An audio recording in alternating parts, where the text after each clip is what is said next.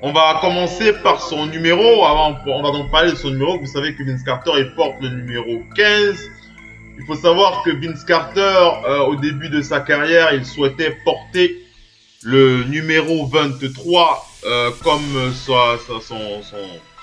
celui qu'il a inspiré, Michael Jordan.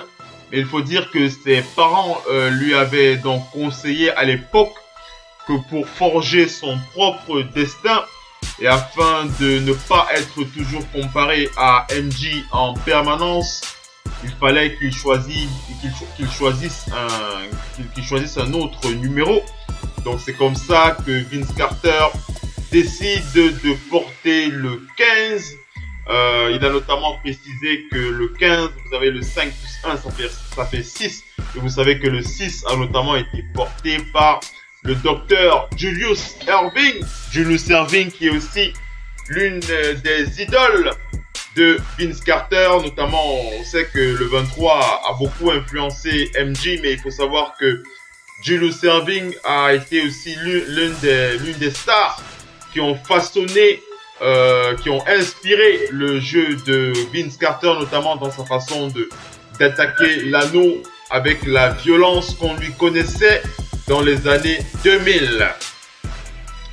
Le second secret et aussi le second détail qu'il faut savoir concernant la carrière de Vince Carter, c'est que le premier recruteur à avoir rencontré Vince Carter, ça était Hank Raymond. Alors, Hank Raymond, il faut savoir que Hank Raymond était le recruteur de l'oncle de Vince Carter. L'oncle de Vince Carter qui s'appelle Oliver Lee. Et pourquoi on parle d'Oliver Lee? Parce que ce Oliver Lee a été drafté en NBA dans les années 80. À l'époque, Vince Carter n'avait que 2 ans.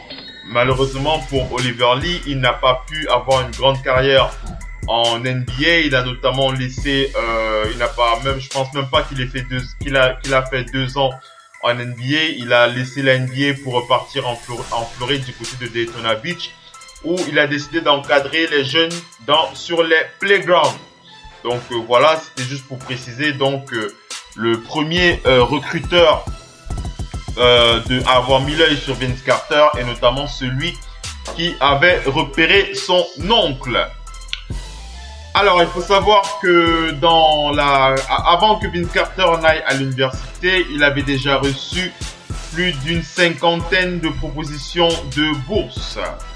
À savoir, le chiffre exact, je crois, ça monte autour de 77 propositions de bourse. Donc, il faut savoir qu'il était tellement talentueux, Vince Carter, à l'époque, que tout le monde voulait se l'arracher pour la NCAA. Il a notamment décidé par la suite de rejoindre North Carolina, l'université de MJ.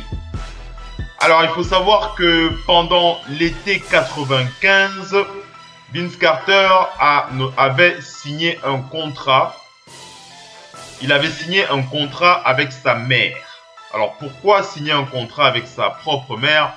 Il avait signé un contrat donc écrit. Il a un contrat écrit où il a signé un contrat avec sa mère, un contrat stipulant qu'il mettrait toujours ses études avant le basket dans sa vie et qu'il ferait tout pour obtenir son diplôme à UNC. Donc c'est la raison pour laquelle on peut expliquer pourquoi notamment pendant les playoffs de 2001, notamment il faut parler du Game 7, le fameux Game 7 des Toronto Raptors contre les Philadelphia Sixers de la légende Allen Iverson, où Vince Carter avant ce game le jour de ce game, c'était le même jour où il devait obtenir son diplôme, et il avait donc passé toute la journée à son université pour récupérer son diplôme, et par la suite il avait rejoint ses coéquipiers pour ce game 7 contre Allen Iverson. Et pendant ce game, à la fin du match, ils étaient arrivés à égalité et les Philadelphie menaient au score et Vince Carter avait la dernière balle pour donner la victoire à son équipe, et il n'avait malheureusement raté son shoot. Par la suite, beaucoup de gens lui ont reproché d'avoir choisi d'aller récupérer son diplôme avant de venir jouer. Plusieurs fois, on a interrogé Vince Carter sur cet épisode.